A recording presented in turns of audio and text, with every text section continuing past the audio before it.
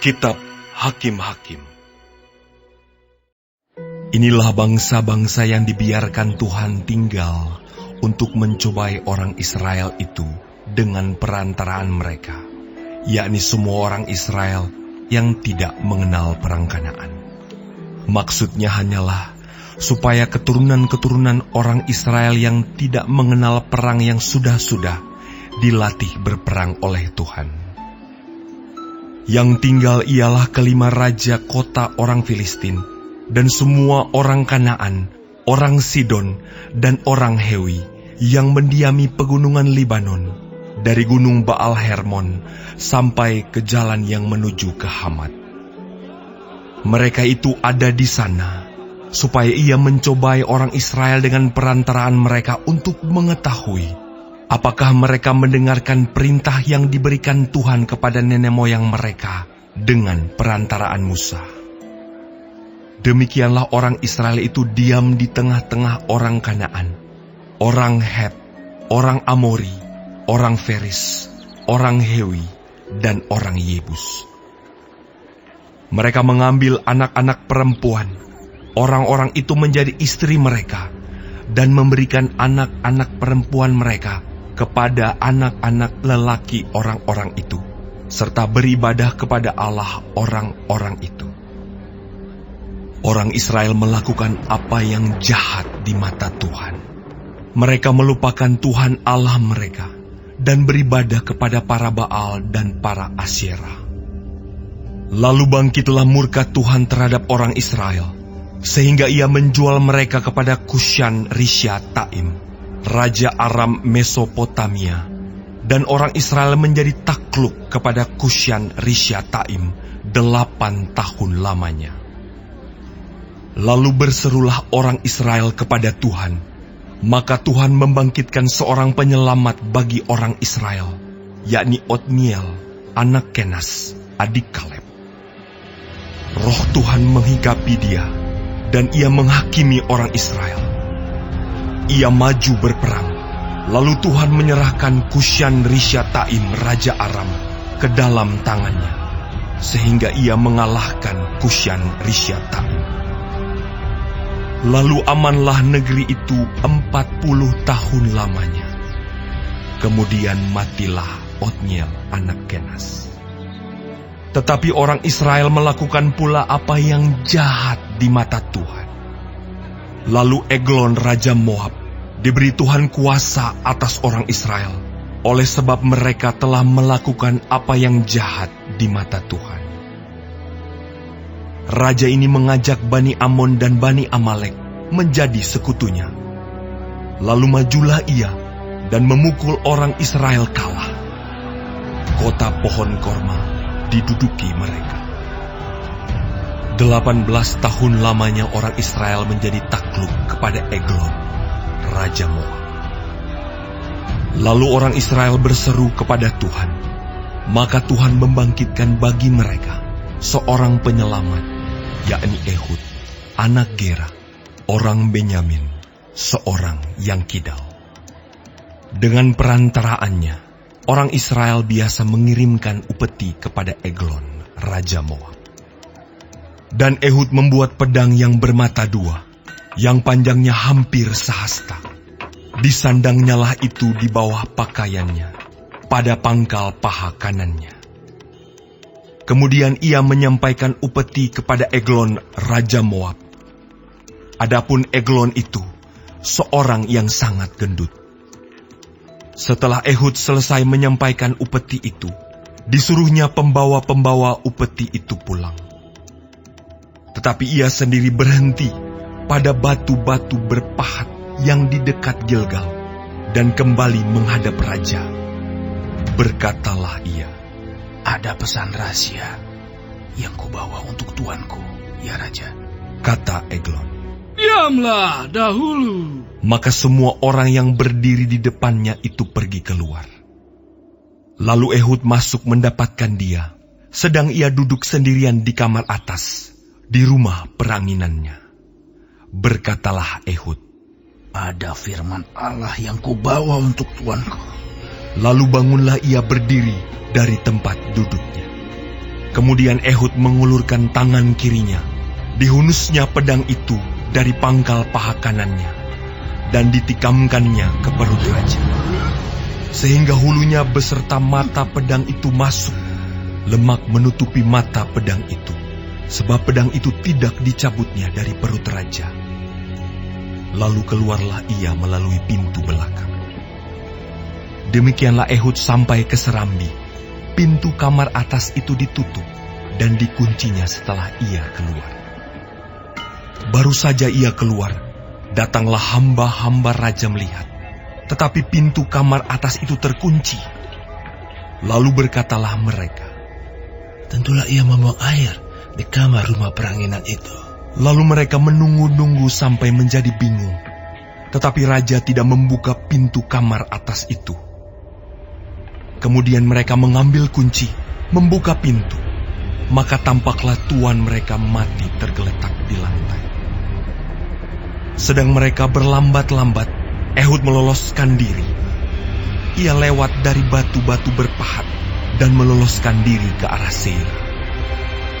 Setelah ia sampai ke sana, ditiupnyalah sangkakala di pegunungan Efraim. Lalu turunlah orang Israel bersama-sama dengan dia dari pegunungan itu, dan ia sendiri di depan.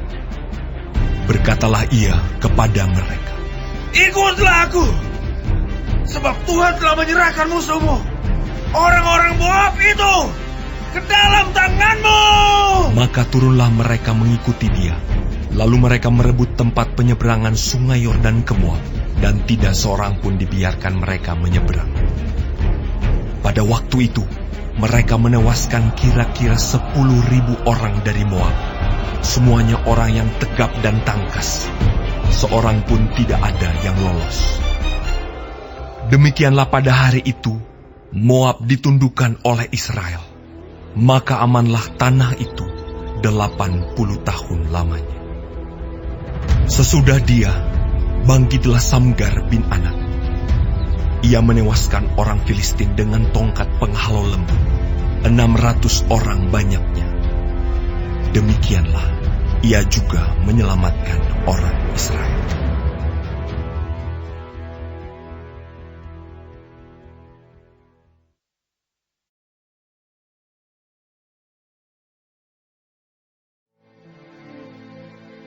Setelah Ehud mati, orang Israel melakukan pula apa yang jahat di mata Tuhan. Lalu Tuhan menyerahkan mereka ke dalam tangan Yabin, raja Kanaan, yang memerintah di Hazor. Panglima tentaranya ialah Sisera, yang diam di Haroset Hagoyim. Lalu orang Israel berseru kepada Tuhan, sebab Sisera mempunyai 900 kereta besi, dan 20 tahun lamanya ia menindas orang Israel dengan keras. Pada waktu itu, Deborah, seorang nabiah, istri Lapidot, memerintah sebagai hakim atas orang Israel. Ia biasa duduk di bawah pohon korma Deborah, antara Rama dan Betel, di pegunungan Efraim, dan orang Israel menghadap dia untuk berhakim kepadanya. Ia menyuruh memanggil Barak bin Abinoam dari Kades di daerah Naftali, lalu berkata kepadanya, "Bukankah Tuhan Allah Israel memerintahkan demikian? Majulah, bergeraklah menuju Gunung Tabor dengan membawa 10.000 orang Bani Naftali dan Bani Zebulun bersama-sama dengan engkau. Dan aku akan menggerakkan Sisera, panglima tentara Yabin, dengan kereta-keretanya dan pasukan-pasukannya menuju engkau ke sungai Kison. Dan aku akan menyerahkan dia ke dalam tanganmu." Jawab Barak kepada Deborah, Jika engkau turut maju, aku pun maju. Tetapi jika engkau tidak turut maju, aku pun tidak maju, kata Deborah. Baik, aku turut. Hanya engkau tidak akan mendapat kehormatan dalam perjalanan yang kau lakukan ini. Sebab Tuhan akan menyerahkan Sisera ke dalam tangan seorang perempuan. Lalu Deborah bangun berdiri dan pergi bersama-sama dengan Barak ke Kedes. Barak mengerahkan suku Zebulon dan suku Naftali ke Kedes. Maka 10.000 orang maju mengikuti dia. Juga Deborah maju bersama-sama dengan dia. Adapun Heber, orang Keni itu, telah memisahkan diri dari suku Keni, dari anak-anak Hobab ipar Musa, dan telah berpindah-pindah memasang kemahnya, sampai ke pohon Tarbantin di Zaanaim yang dekat Kedes. Setelah dikabarkan kepada Sisera bahwa Barak bin Abinoam telah maju ke Gunung Tabor, dikerahkannyalah segala keretanya, 900 kereta besi, dan seluruh rakyat yang bersama-sama dengan dia, dari Haroset Hagoyim ke sungai Kison. Lalu berkatalah Deborah kepada Barak, bersiaplah, sebab inilah harinya Tuhan menyerahkan Sisera ke dalam tanganmu. Bukankah Tuhan telah maju di depan engkau? Lalu turunlah Barak dari Gunung Tabor, dan 10.000 orang mengikuti dia. Dan Tuhan mengacaukan Sisera serta segala keretanya, dan seluruh tentaranya oleh mata pedang di depan Barak. Sehingga Sisera turun dari keretanya, dan melarikan diri dengan berjalan kaki. Lalu Barak mengejar kereta-kereta, dan tentara itu sampai di Haroset Hagoyim. Dan seluruh tentara Sisera tewas oleh mata pedang. Tidak ada seorang pun yang tinggal hidup. Tetapi Sisera dengan berjalan kaki melarikan diri ke kemah Yael, istri Heber, orang Keni itu. Sebab ada perhubungan baik antara Yabin, Raja Hasor, dengan keluarga Heber, orang Keni itu. Yael itu pun keluar mendapatkan Sisera, dan berkata kepadanya, "Singgahlah, tuanku. Silakan masuk. Jangan takut." Lalu singgahlah ia ke dalam kemah perempuan itu, dan perempuan itu menutupi dia dengan selimut. Kemudian berkatalah ia kepada perempuan itu, "Berilah kiranya aku minum air sedikit. Aku haus." Lalu perempuan itu membuka kirbat susu, diberinyalah dia minum, dan diselimutinya pula. Lagi katanya kepada perempuan itu, "Berdirilah di depan pintu kemah, dan apabila ada orang datang dan bertanya kepadamu, 'Ada orang di sini?' maka jawablah, 'Tidak ada.'" Tetapi Yael, istri Heber, mengambil patok kemah, diambilnya pula palu, mendekatinya diam-diam, lalu dilantaknyalah patok itu masuk ke dalam pelepisnya, sampai tembus ke tanah.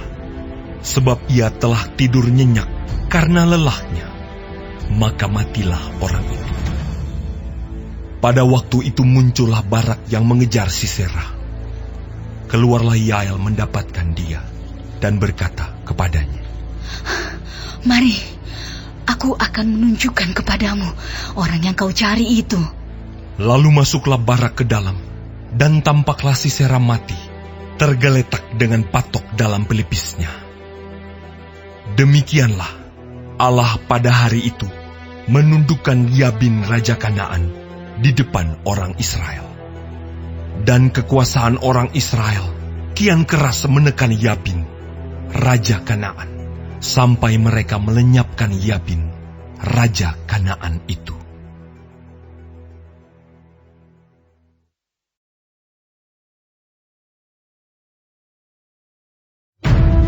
Pada hari itu, bernyanyilah Deborah dan Barak bin Abinoam. Demikian. Karena pahlawan-pahlawan di Israel siap berperang. Karena bangsa itu menawarkan dirinya dengan sukarela. Pujilah Tuhan.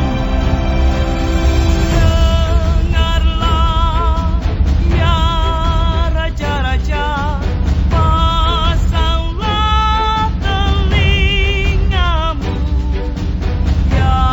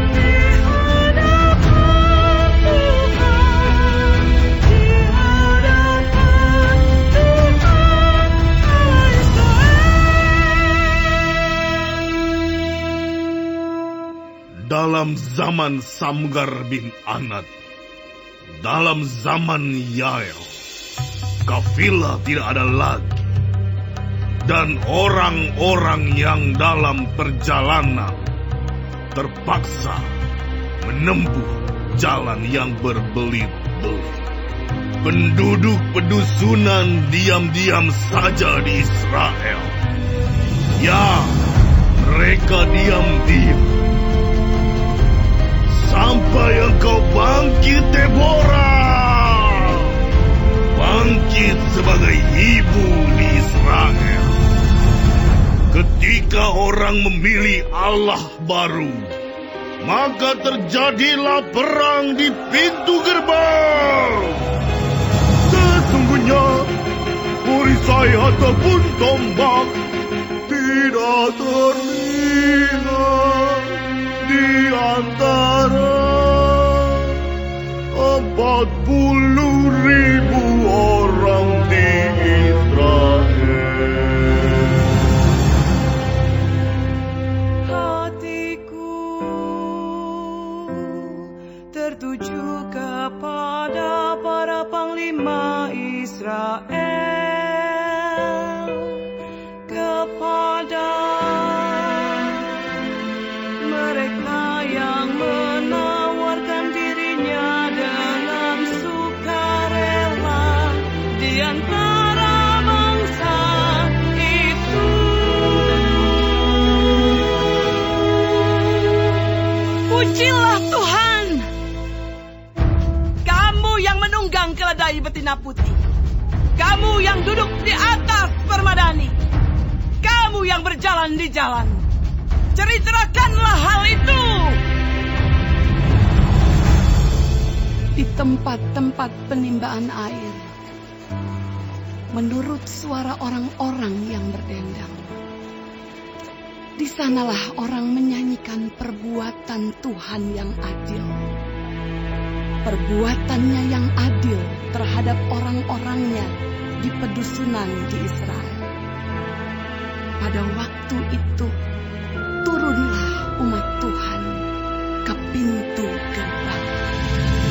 Bangunlah, bangunlah, Deborah, bangunlah, bangunlah. Nyanyikanlah suatu nyanyian. Bangkitlah Barak, dan giringlah tawananmu, hai anak Abinoam. Lalu turunlah para bangsawan yang terluput. Umat Tuhan turun baginya sebagai pahlawan.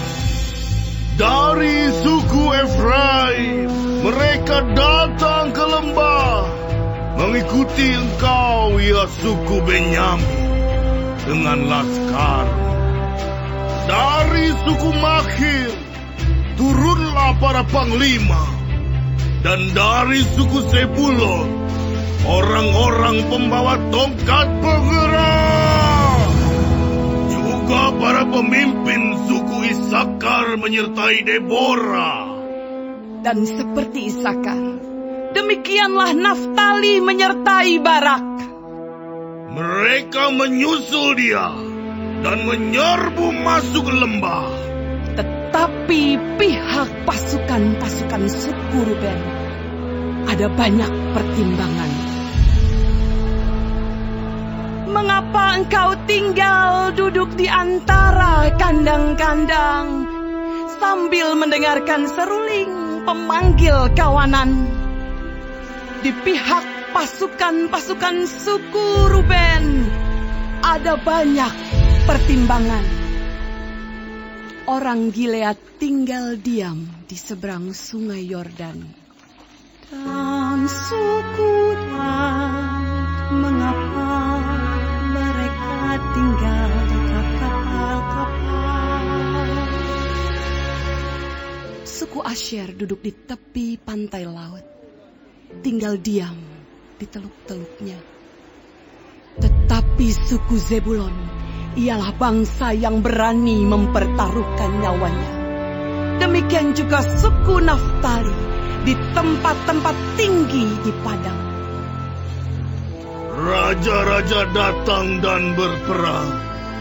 Pada waktu itu, raja-raja Kanaan berperang dekat Taanak pada mata air di Megido.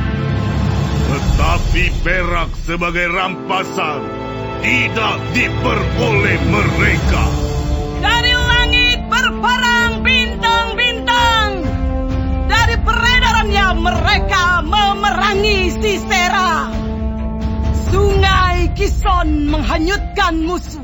Kison, sungai yang terkenal dari dahulu kala itu. Majulah sekuat tenaga, hai jiwaku. Ketika itu menderaplah telapak kuda karena berpacu lari kuda-kudanya. Kutukilah kota Meros, firman malaikat Tuhan. Kutukilah habis-habisan penduduknya, karena mereka tidak datang membantu Tuhan sebagai pahlawan. Diberkatilah Yael, istri Heber, orang Keni itu, melebihi perempuan-perempuan lain. Diberkatilah ia, melebihi perempuan-perempuan yang di dalam kemah.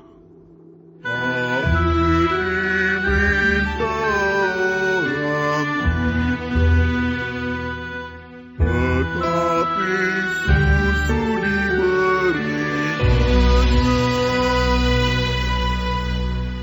dalam cawan yang indah, disuguhkannya dadi. Tangannya diulurkannya, mengambil patung. Tangan kanannya mengambil tukul-tukul. Ditukulnya Sisera, dihancurkannya kepalanya, diremukkan dan ditembusnya pelipisnya. Dekat kakinya, orang itu rebah, tewas tergeletak. Dekat kakinya, orang itu rebah dan tewas. Di tempat ia rebah, di sanalah orang itu tewas digagahi. Dari jendela, Ibu Sisera menjenguk dan berseru dari tingkap. Mengapa keretanya tak kunjung datang? Mengapa kereta-keretanya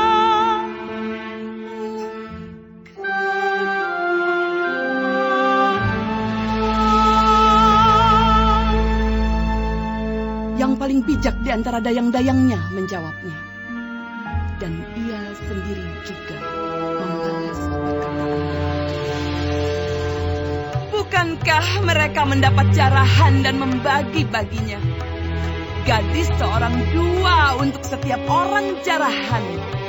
Kain berwarna sehelai dua untuk Sisera. Jarahan kain sulaman aneka warna sehelai dua untuk leherku. Demikianlah akan binasa segala musuhmu ya Tuhan. Tetapi orang yang mengasihinya bagaikan matahari terbit dalam kemegahannya.